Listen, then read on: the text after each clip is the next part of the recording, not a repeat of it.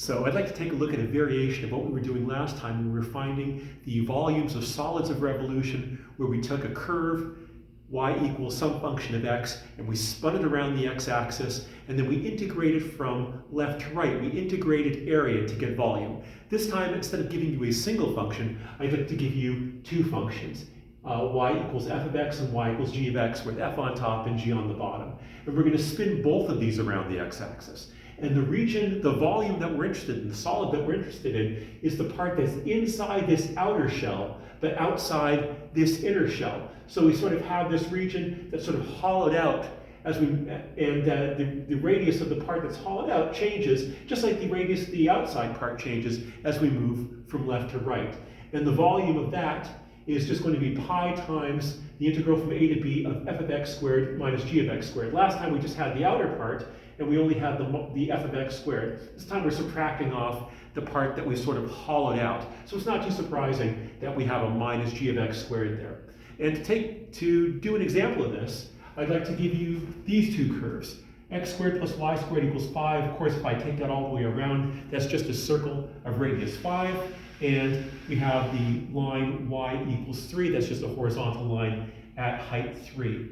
Now, I have x squared plus y squared equals 5 squared here. I would like to write that as y equals something, so let's get y by itself. So y squared equals 5 minus x squared. If we bring the x squared to the other side, in other words, y is equal to the square root of 5 squared, that's 25, minus x squared. And the bottom is still y equals 3. So I want to take both of these curves and spin them around the x-axis.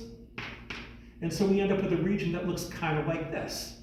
So I apologize as usual for my bad drawing, but I will do my best.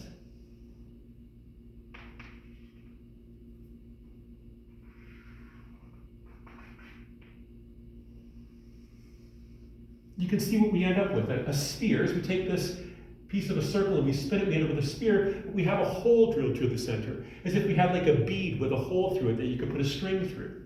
And just to keep this sort of realistic, I'm going to say distance is measured in centimeters. So that's 5 centimeters. This is 3 centimeters. And we want to find the area of this region inside that sphere, outside this hole that we've hollowed through it.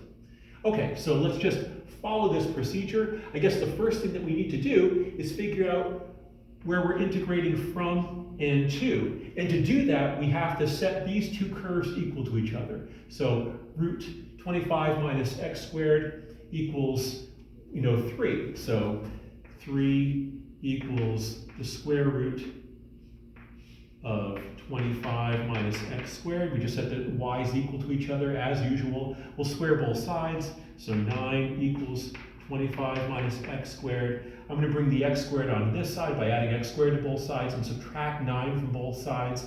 That gives me x squared equals 16, or x equals plus or minus 4. I don't think that's too hard to believe that this is minus 4 and this is 4. And those are going to be my limits of integration. So let's go ahead and plug everything in and do our computation. So the volume is going to be the integral from -4 to 4 of that top curve, all squared. So that's the square root of 25 minus x squared, all squared, minus the bottom curve, all squared. So that's, minus 3 all squared dx. Let's simplify that a little bit. I don't think this is going to be a very hard integral to do. So the square root of 25 minus x squared squared, the square cancels out the square root. So 25 minus x squared minus 3 squared, which is 9. So that is 16 minus, so 25 minus 9 is 16, minus x squared. And let's see, so we're going to find the antiderivative of what's inside. So that's just 16x minus x cubed over 3, or 1/3 x cubed. We're going from x equals minus 4 to x equals 4.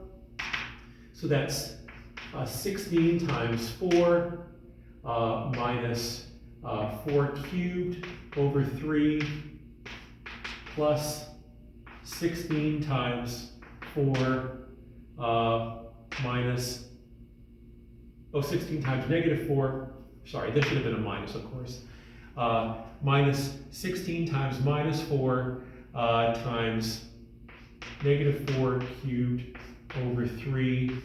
And now it's just a matter of doing some arithmetic, but let's just go ahead and do that. So 16 times 4 is 64, and 4 cubed is also 64, so that's 64 over 3 minus negative 64 minus minuses. Well, I'll just leave that inside right now, so minus negative 64 over 3. And so let's see, what does that give us all together? 64, 128, 196. So I guess that's 128 over 3. So what is that? 256. If I'm making an arithmetic mistake, I do beg your forgiveness. Over 3, so 256 over 3. And since we measured distance in centimeters, the units are going to be centimeters cubed. And again, if I made an arithmetic mistake, I'm sure you've corrected it, and I apologize. But the procedure, very, very straightforward. We just integrated from the left endpoint to the right endpoint. Pi times, forgot my pi.